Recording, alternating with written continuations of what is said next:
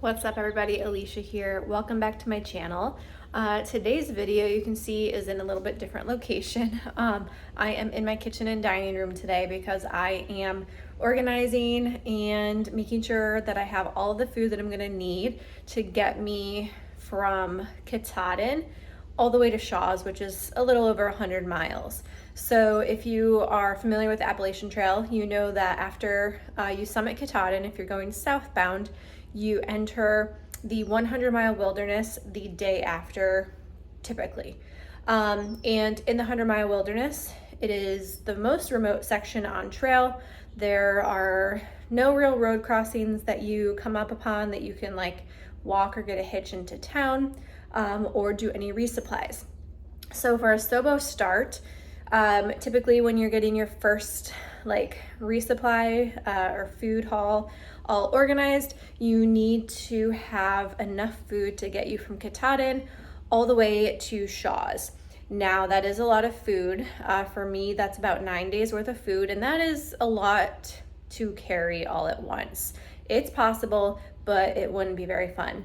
There are two hostels in particular that will help you coordinate food drops about halfway through the 100-mile wilderness, because there are roads that go into the 100-mile. They're just not like actively used for regular traffic. They're logging roads, forest roads, so they're really only used for like emergencies or for food drops like this. So I have a food drop organized through Appalachian Trail Hostel and Outfitters. They're going to be dropping food for me at around mile, I think it's like mile 63 or something like that. So here is my food and resupply plan. So to start at Baxter State Park at Katahdin, I'm starting with 5 days worth of food. That's going to be for that first day, climbing Katahdin and climbing back down Katahdin and getting to our campsite at Katahdin Stream Campground. And the next 4 days, so a total of 5 days worth of food, until we get to our food drop spot, which is around, like I said, mile 63 or something. At that food drop spot, I will have Appalachian Trail Hostel and Outfitters drop me another 4 days worth of food and some other extra things like fuel. And then that 4 days worth of food is going to be enough to get me to Shaw's, which is where I will then do my next resupply. They have a great resupply on site from what I understand. So I just went to the store and bought all of my food for 9 days worth of food. And I split it up here on my dining room table. So I'm going to flip the camera around and show you what I have. All right, so here I have all 9 days worth of food. I have it split up for my first 5 days here and my next 4 days here. I haven't moved anything to Ziploc bags yet, so they're all just in the packaging that they come in, but I will just do a quick little rundown of what I've got. So for breakfast, I've got just 3 instant coffees here. This is the chili mocha latte from Farm to Summit. I've never had it, but it sounded really intriguing, so I picked them up. Again, this is 5 days worth and I only have 3, so I won't have coffee every day, and that's fine with me. I have 2 Kodiak oatmeal breakfast bars. They're 10 grams of protein each, and I think it was 190 calories. In addition to those 2, I will also have 3 honey buns. I have those frozen right now, so I won't pull those out until just before we leave, but there will also be 3 honey buns for breakfast. So 5 days worth of breakfast. Moving on to lunch. I'm doing the Bobo's PB&J sandwiches for lunches. I have 2 for each day because they are only, let's see what these are, 230 calories. So I'll have 460 calories at lunch. I like these. They go down easy. They're not hard to eat. You can eat them on the move, which I think is important during black fly season. So 5 days worth of these equals 10 to each day. For dinners for my first 5 days, I've got 2 packages of ramen here, chicken ramen. I have 1 package of Knorr Parmesan noodles that I will move into a Ziploc bag. I have 2 Easy Mac and Cheese, triple cheese packages. I'm going to combine both of those into 1 bag, and this will be 1 meal for me. I have taken just 1 of these for a dinner once on trail, and it wasn't quite enough, so I'm going to do 2. And then I have a Peak Refuel biscuits and sausage gravy backpacking meal that I will take for the first 5 days. So that's my dinners. So we have 1, 2, 3, 4, 5 dinners. Moving on to snacks, I have a gallon bag that's filled about 1/3 of the way with some Cheez-It crackers, just to have something crunchy to go along with my dinner or lunches. I have a bag of the Nerds gummy clusters.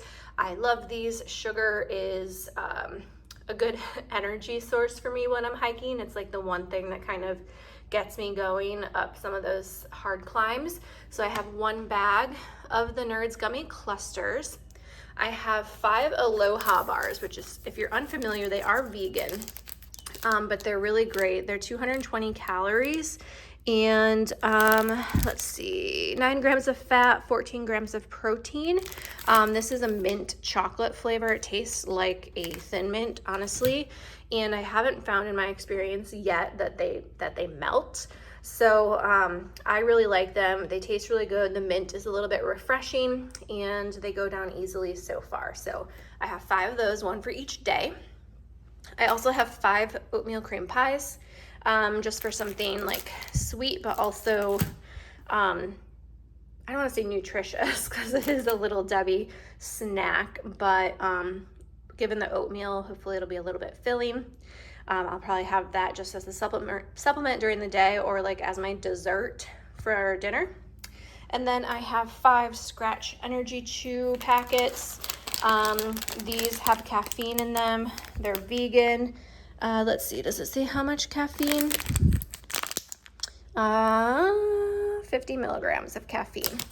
And they're really yummy. I like the sour cherry ones. I do also have 1 random raspberry one in here. But those I will have 1 each day, 1 packet. And then it will also have 1 container of non-electrolyte tablets. And then 1 Ziploc trash bag. And that is going to be my first 5 days. That is what I'm going to be packing up in my food bag and bringing with me to Baxter State Park. I just always carry like this little condiment in my food bag just to throw on something if I need to spice it up, some hot sauce. So that's my first 5 days. And then the food drop that Appalachian Trail Hostel and Outfitters is going to do for me will have 4 days worth of food in here. I'll also have an extra Ziploc bag packed for trash. And I will also probably have them put in a new container of fuel if that's something that they're able to do. I haven't checked with them yet. Or we might just carry an extra one. So again, it's very similar. I've got the 3 Farm to Summit chili mocha latte coffees. I've got 2 of the Kodiak breakfast bars, and I will also be having 2 honey buns to add to this, so 4 days worth of breakfast. I've got 4 days worth of the Bobo's PB&J bars, total of 8. I've got 2 ramens, chicken ramens, and I know some of you are probably like, oh my gosh, like, won't you get sick of ramen? But in my experience, ramen is the one thing that like 100% always goes down well for dinner and tastes good to me. So I am sticking with it until I get absolutely sick of it. I have a Knorr pasta side, butter and herb noodles. And then I got this to try out, Farm to Summit green chili mac and cheese backpacking meal. This is a 2-serving, as is that sausage and gravy. So I will have this probably for dinner on a particularly hard day. This one is 700 calories, 15 grams of fat, and 28 grams of protein. And it sounds really yummy, has really great reviews. I didn't show you the nutrition info on this one. So for this one, it's 1,100 calories, which is a lot for the whole package. 85 grams of fat, which is a ton. 34 grams of protein. I might actually swap these because the second half of the 100-mile wilderness is going to be a little bit harder than the first, and I might want those calories in the second half instead of the first half. So I actually think I'm going to swap those out.